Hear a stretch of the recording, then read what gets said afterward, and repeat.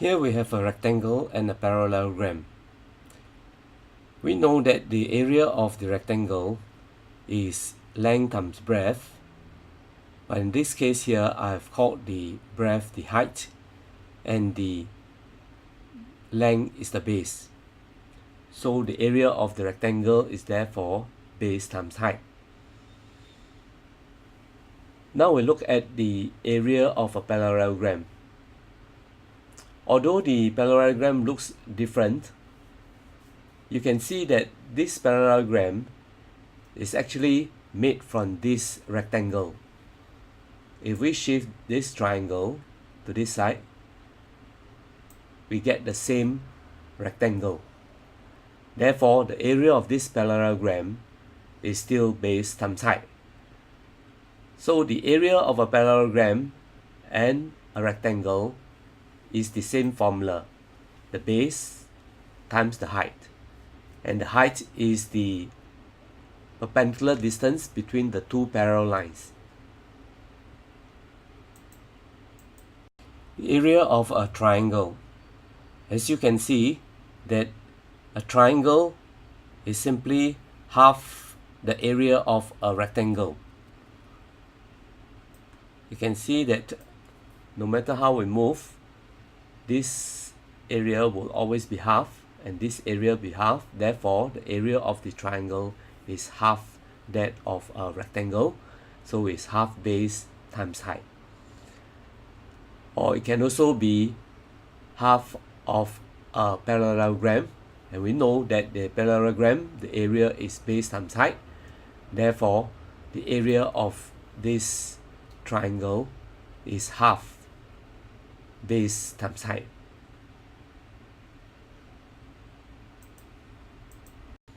The area of a trapezium.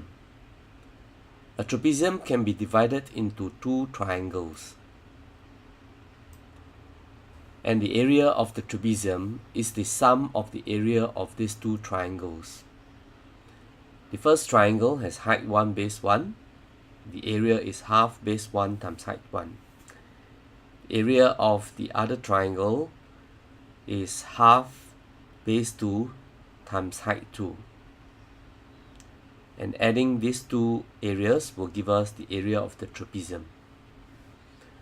There's a common factor of half, and the heights are also common. Therefore, we can factorize it out, thereby giving us the formula half height times base 1 plus base 2. And base 1 and base 2 are just the parallel sides. Therefore, the area of a trapezium is half the height times the sum of the parallel sides.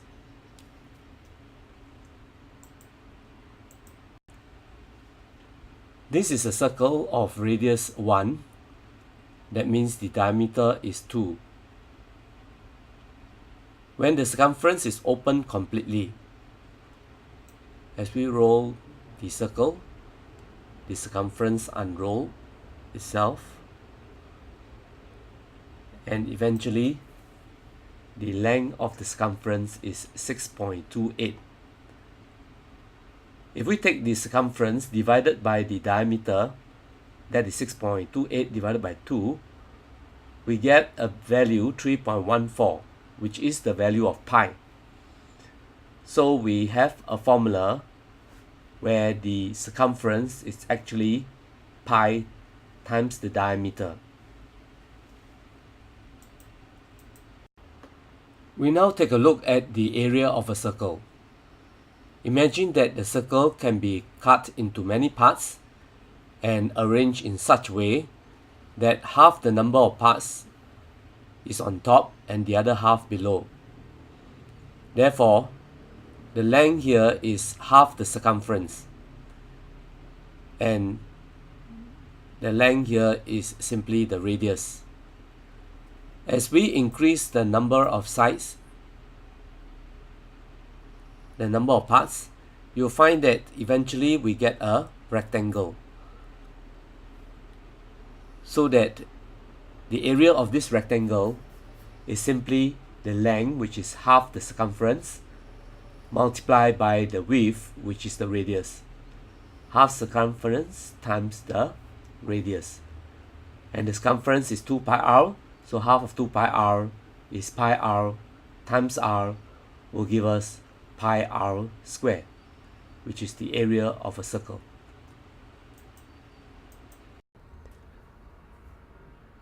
Prisms have uniform cross sections. This is shown by the animation below. The shape parallel to the cross section remains the same throughout the length of the prism.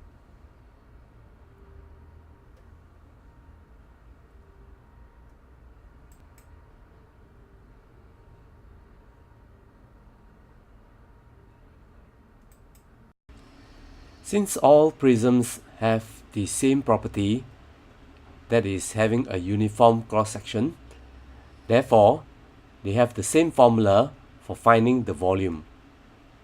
The volume of a prism is just the cross-section area multiplied by the height of the prism. Let us now see how a prism looks like when it's opened up.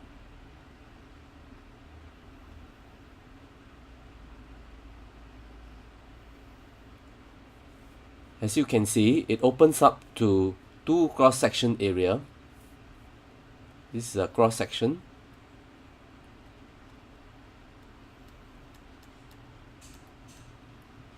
And this another cross-section.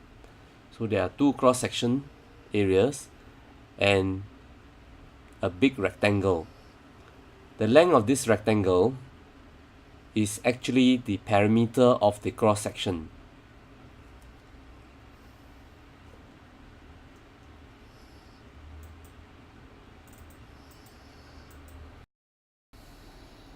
Let us now look at another example. This is a hexagonal prism, and when we open up, once again you can see that we have two cross-section area, and the middle portion is a big rectangle, and the length of this rectangle is the perimeter of the cross-section.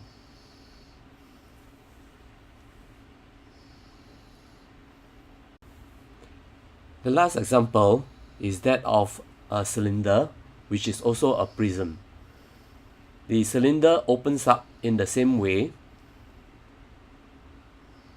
Again, we have two cross-section area, in this case area of a circle, which we know is pi r square.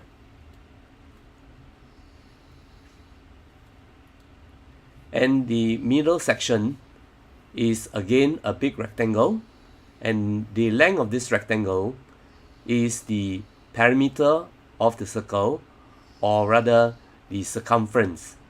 Therefore, the length here is the circumference, and this is the height. Therefore, the area of this rectangle is 2 pi r times the height. Therefore, the total surface area will be 2 cross-section area plus the perimeter of the cross-section times the height, which is the area of the rectangle.